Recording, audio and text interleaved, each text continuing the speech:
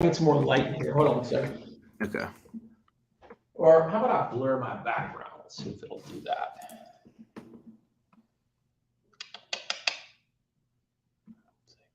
Yeah, that's all right. That's good enough. Where are you based? All right. I'm here in Illinois. Oh, nice. All right, cool. So we are live. Guys, thank you for joining us tonight. Tonight we are joined by Lee Lurie, the founder of Seller Investigators. So tonight we're going to be talking about Seller Investigators, going over Amazon reimbursements, all that good stuff. And then throughout the night, feel free to drop any questions you have in the comments and we'll get those answered for you. But Lee, if you want to kind of go ahead and just introduce yourself. Yeah, thanks very much for having me. I appreciate it. Yeah, so I'm one of the founders of Seller Investigators. We started this business about 6.5 years ago. And as of September of last year, we sold to Carbon 6. So we are now part of a sort of a bigger entity that is doing enterprise e-commerce software. Okay, awesome, cool. So can you kind of break down for someone who is like not even sure what we're talking about, what exactly is Amazon reimbursements and why would someone want to keep an eye on that? Sure. So we're all assuming that everybody here is an FBA seller. When you ship product into an FBA warehouse, that product, believe it or not, is not counted. They have your weights and dimensions internally within Amazon. And when a package comes in, they weigh and measure with lasers and they determine the corrugated exterior box of what would be inside of it based on the weights and dimensions they have of your ASIN. So if they have that incorrect, which oftentimes is the case because if multiple people have that same ASIN or sell that same ASIN, if any one of those people has the weight and dimension incorrect, everybody by default within that ASIN category goes to that size and weight. So you can have miscounts, for example, on your inbound shipping. On top of that, you could have things like you shipped a product to a customer, they weren't happy. That customer wants to get a replacement because it was damaged. They ship it to them. Theoretically, that customer has 30 days to ship the product back to a warehouse that was damaged, so that you don't get charged for it as the seller. That doesn't always happen. That's another example. Essentially, it's leakage. It ends up being about 1% of your net sales that Amazon is incorrectly accounting for. Do they do it maliciously? Is it random? Is it just a function of them being gigantic and just running at 1,000 miles an hour in every warehouse? I believe it's the latter. I think that Amazon is doing the best they can. If they manually counted this stuff, it would have human error. So I think it's just a function of how much volume the business is doing for them not to be able to be perfect. Yeah, definitely. And that 1% rule can really add up to be pretty substantial over the period of a year or any time frame, depending on your volume. No But it also, question. Yeah, I mean, sorry, I didn't interrupt you there, but normally an Amazon seller, it used to be 10 or 15 years ago, you could have a 40 or 50% margin Amazon store. That has become very uncommon. 20% is more of a bogey that most people shoot for. And quite honestly, that's a great number for a lot of businesses. So if we can find you 1% of net sales, it can be as much as 5 points of EBITDA, or if you're below 20% margins, even more. Yeah. So this refund space, not all companies are created equal, but if you don't work with us, you should work with somebody else because Amazon is not doing you any favors if you don't advocate for yourself or your business. Yeah, absolutely. 1% of top line is really substantial. And it also shows that, like, whatever scale you're at, there is leakage. That 1% is substantial to you regardless of how big you are. Without question. We have customers that range from $1.5 billion a year on the platform, believe it or not, to people that are doing $25,000 a year or less. I mean, we have very small accounts and very large, I guess is the better way to phrase that. And we find that universally it ends up being about 1% of net sales that's disputable. And then we are successful about 85% of the time. I'd love to say we're 100% successful, but the reality of it is, we're dealing with a very large business. And sometimes the bear, you poke it, you do the best you can to get the money back. And then sometimes it just doesn't work out and you move on and you fight the next fight. Yeah, 100%. So with all these different leakage cases and opportunities for reimbursements out there, there's a couple of solutions. One, you as the seller, you could manually try to track everything. You could try to remain TOS compliant, word things so that you can get that reimbursement yourself. Or the alternative is to partner with a company like Seller Investigators. So how exactly would Seller Investigators help out somebody? Yeah, well, let me start with your first kind of comment, and that there are really three solutions. You can either be ignorant to the problem and ignore it, in which case Amazon keeps the money, which I would highly not recommend. You can do it internally, and certainly you can. But what we recommend people doing is looking forward in their business, not in reverse. Many of these cases require significant amounts of effort to get back. Amazon rejects claims routinely. We file cases over and over and over again. Forgetting about the time lost there, you also have the time to investigate these cases. We have built an algorithm that ingests data off of the Amazon API or the data feed that you're eligible to get, that allows us to readily identify where there are leakage points and then start filing those cases. If you have a $25,000 a year Amazon business, you can technically do this yourself. But as you scale and get to millions of dollars either a month or annually, the volume of cases that are going to pop up tend to be in the hundreds, possibly thousands. And when that happens, it's very complex to get the money back. And I started to say a second ago that if you do it internally, what we typically see is companies get about 50 cents on the dollar that they're eligible for. That's about what happens. They tend to go after the larger cases that are more simple to identify. And they just either disregard the smaller cases or just don't have a way to identify them. And so with us getting an 85% and us charging a rack rate of 25%, basically it's cheaper to have us do it than you do it internally, because we're going to get you back a higher percentage net after our fees.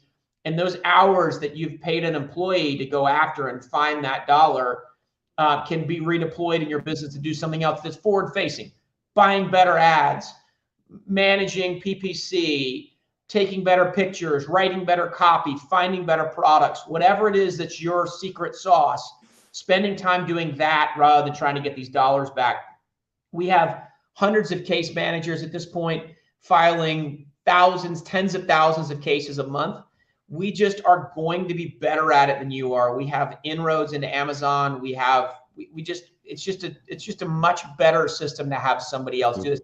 And I said earlier, if you don't choose Seller Investigators, please choose somebody else, because if you don't, Amazon's keeping the money. Yep. Yeah, 100%. What I love about the pricing model of almost every service out there too is that it's a percentage of recovered. So guys, like, there's literally no risk. They get paid when you do. So they only take a percentage of what is successfully recovered. And that also on the other end shows that they're going to be very motivated to find your money, because the only way that they're going to get paid is if they're finding you money. So they're very motivated to work for you and find that leakage and get your money back. I mean, I don't even know why I'm here. You're like a spokesperson. I love it. That's exactly right. The sign up is free. The audit is free. Doing the work is free. The only time we get paid is when you've had success and the money flows back into your account. So the way that the system works, because some people will ask this, the money, 100% of what Amazon identifies that they owe you flows directly back into your Seller Central account and into the bank account that's tied to it. We do not have access to any of your banking. Part of the reports that we get access to allow us visibility into that credit has been issued or that dollar has been issued. And then we hold a credit card on file, and twice a month, if we've had success in your account, we run the credit card for the contracted, agreed upon amount. Awesome. So you guys, here's a link if you want to get signed up. It's a, like we said, completely free audit, and then they just take a percentage of what's recovered. How far back do you guys go on the audit? Yeah, so depending on what the case is, on missing inbound, and I mentioned or I alluded earlier that you ship 50 pieces in and they only count 48. We have 9 months to go back and do that. And then on everything else, lost, damaged, got lost, intra warehouse, stolen within the warehouse, any number of things that happen. Once the inventory is physically in the warehouse, we get 18 months. So 9 and 18 months, depending on the case. Cool. So yeah, guys, definitely get signed up for that free audit. They'll go back 9 and 18 respectively, depending on the type of case, and they're just going to show you how much they could potentially recover for you and go from there. Then also, if you go through this link, your first $500 in reimbursements will be free. So definitely get signed up for a free audit. No risk. Everyone, regardless of how much you're selling, should be signed up with reimbursement service. I can't stress enough how important it is to be on it. If you're unaware of it, we had a case just literally last week where $128,000 rolled off because it became ineligible to go after for a, I mean, in fairness, a big client of ours. So I can't guarantee a $128,000 case, but these things do happen. We see them almost weekly where money starts to roll off because the dates are hard and fast, and there's nothing we can do or anybody can do once it goes past the date threshold. All right, so we got a few questions here. Jaden, what's up? Said, why do we see some warehouses with more issues compared to others? Do you have any insight onto that? Yeah, I mean, that's actually a great question, and one that gets posed periodically to us. I don't have a specific answer other than to say there's no question, Jaden, there are inconsistencies within warehouses. Some warehouses have way more inbound shipment problems than others, way more loss, damage.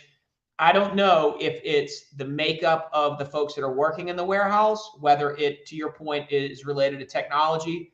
Most of the warehouses are pretty consistent across technology, but there is no question there are inconsistencies across warehouses. Cisco says, what makes seller investigators different from other reimbursement services? I mean, at the risk of sounding really self-serving, I would tell you that we really work hard, and it's difficult to relay this in a conversation, here on the web, except to say, go out and look at our Trustpilot reviews, go out and listen to what people are saying on the internet. We work tirelessly. There are no contracts. We work tirelessly every day to win your business. It is super important for us to be rowing the boat in the same direction as you and your business. We don't get paid unless we're successful. We have a dashboard, for example, that is totally transparent. We're the only company out there that does it. We show you the wins and the losses. We want you to be able to see that we're not always successful, but you can see the work we're doing, and you can see that it really wasn't our fault that it didn't get refunded. It's just, sometimes just the way that the ball bounces. But we try really hard to have transparency, great customer service, and we try to work with folks we work with. If anything ever comes up and you're not happy or whatever else, we're going to work with you. We're hungry for the business, but we're more importantly, we're focused on trying to do the right thing when nobody's looking. And you can always count on us for that. And if we do mess up, which certainly happens, we're always going to stand behind it and make it right. Love it. So Jaden says, I manually submitted cases and they say it's not possible to refund me even after providing right invoices. Are you able to help with cases like this and resubmit? Absolutely. I don't know, Jaden, which type of case you're talking about, but the missing inbound shipment, I'm going to guess, is what you're talking about. And I don't know, you may be an arbitrage guy or have an arbitrage business. When we have issues around missing inbound shipments, they require documentation for Amazon to be willing to release the funds and recognize that they were incorrect. That is PODs, signatures, that is invoices. It's a variety of different things depending on what your business, what category Amazon has your business tagged as. But we can absolutely resubmit those cases. And as part of the process, when you got on the platform, we would resubmit any cases that we saw that had or had not been successful. Awesome. And then he just asked what kind of documents you require, but I think you just covered that. Depends. But I'm guessing that that's that we're talking about the same category. Sometimes, depending on where you are, we can pull those documents internally from the FBA or from Seller Central.